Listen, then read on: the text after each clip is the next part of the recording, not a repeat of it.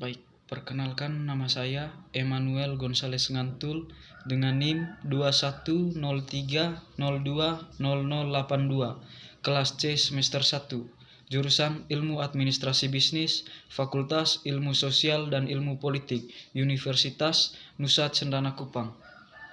Baik, pada kesempatan ini saya akan mereview buku keempat, Pengantar Sosiologi, Konsep Penting dalam Sosiologi. Langsung saja kita ke pembahasannya, yaitu ceramah.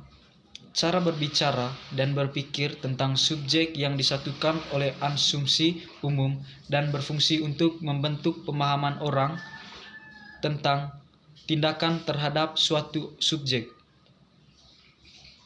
Filsuf Inggris J.L. Austin berpendapat bahwa komunikasi tertulis dan lisan tidak hanya netral. Pernyataan pasif seperti tindak tutur yang aktif membentuk dunia seperti yang dikenal Mikhail Foucault, menghubungkan studi bahasa dengan kepentingan sosiologis, arus utama dalam kekuasaan, dan efeknya dalam masyarakat. Dari titik awal ini, konsep wacana, praktik diskursif menjadi lebih banyak menarik bagi sosiologi.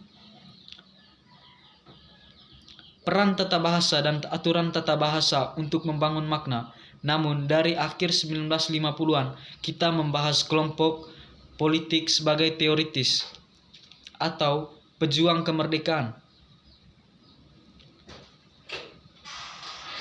Laporan berita berfokus pada penyebab pembongkakan industri atau gagasan yang dihasilkannya mempengaruhi cara kita bertindak.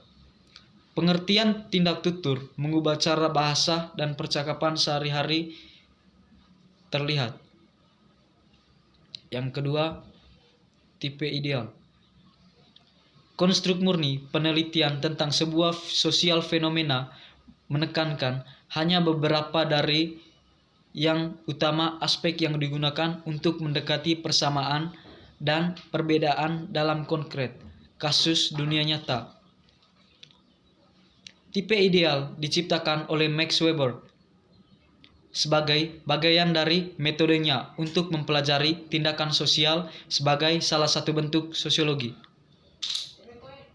Untuk Weber, pemahaman dan menjelaskan kehidupan sosial tidak mungkin menggunakan metode yang sama sebagai ilmu alam. Manusia tidak seperti makhluk lain di alam, menciptakan makna lingkungan dan untuk memahami tindakan individu. Kita harus mengatur dalam konteks sosial ini, tentu lingkungan orang membuat organisasi dan lembaga sosial yang diperoleh beberapa sosiolog dilihat sebagai objek utama penelitian.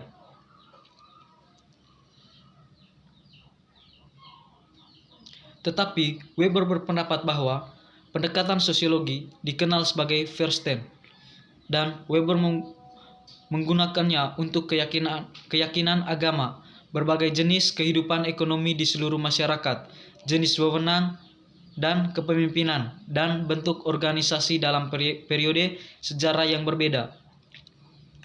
Membangun tipe ideal adalah elemen penting dari metode Weber yang memungkinkan dia untuk menyatukan tingkat makro dan mikro analisis sosiologis. Tipe ideal adalah konstruksi, yaitu diciptakan oleh peneliti berdasarkan kriteria yang berasal dari tertariknya pada fenomena sosial tertentu.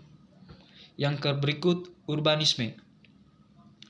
Pemisahan atau keterasingan manusia dari beberapa aspek penting dari sifat mereka atau dari masyarakat sering mengakibatkan perasaan yang tidak berdaya dan tidak berdayaan. Penggunaan sosiologis istilahnya adalah keterasingan, berasal dari gagasan awal Marx yang berkaitan dengan dampak dari kapitalisme pada hubungan sosial dan kurangnya kontrol terhadap manusia atas hidup mereka. Namun, Marx dipengaruhi oleh kritik filosofis Ludwig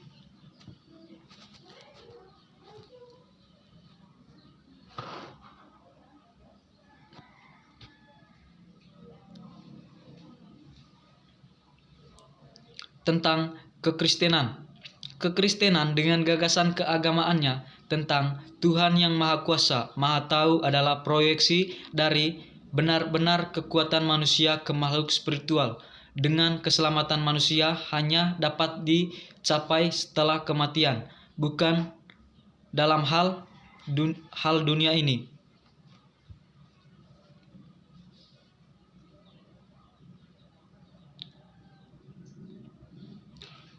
Untuk menerima nasib mereka sebagai pengganti yang asli keselamatan di akhirat.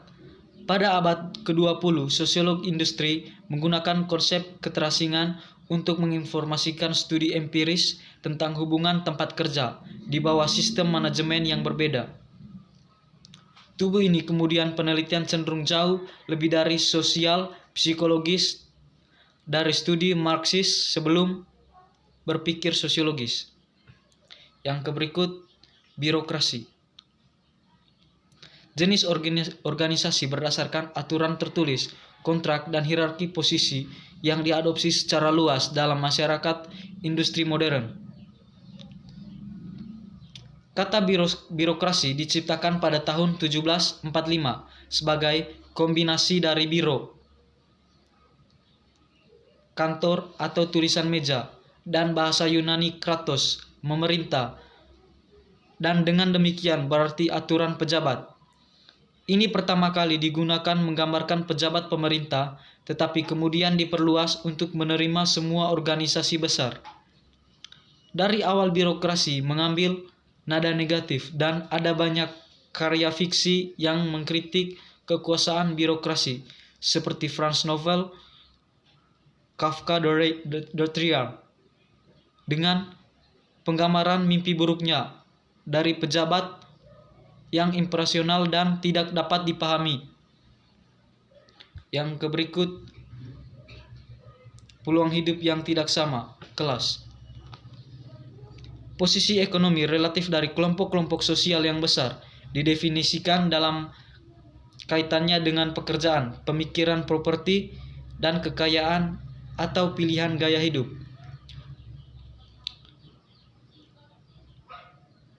Sosiolog telah lama tidak disetujui atas kelas sosial sejak teori dan pendekatan yang agak berbeda dari Marx dan Weber.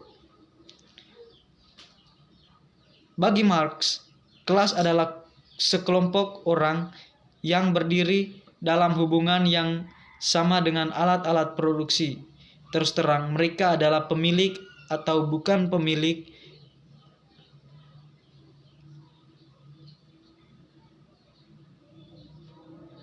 dan kelas sistem karena itu mencakup sebagian besar sejarah manusia.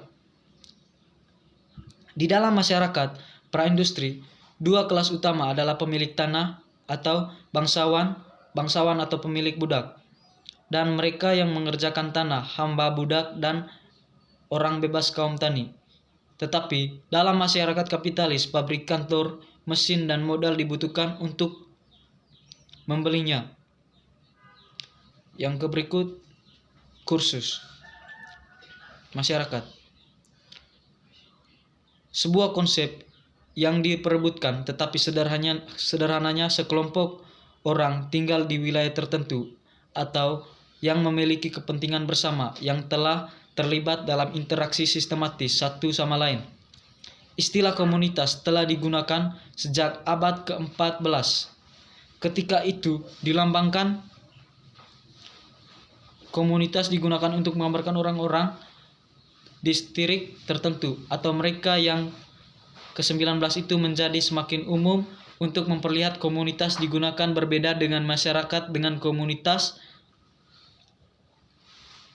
yang didefinisikan sebagai skala yang lebih kecil daripada masyarakat yang lebih impersonal dan bersifat berskala besar. Yang berikut, komunikasi.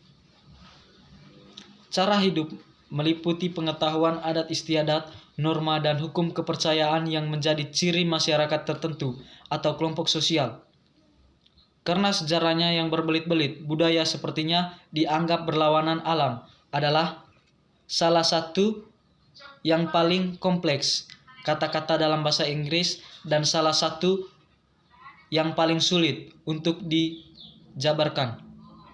Baik, mungkin itu saja penjelasan dari saya. Apabila ada tutur kata yang kurang berkenan, saya dengan besar hati memohon maaf.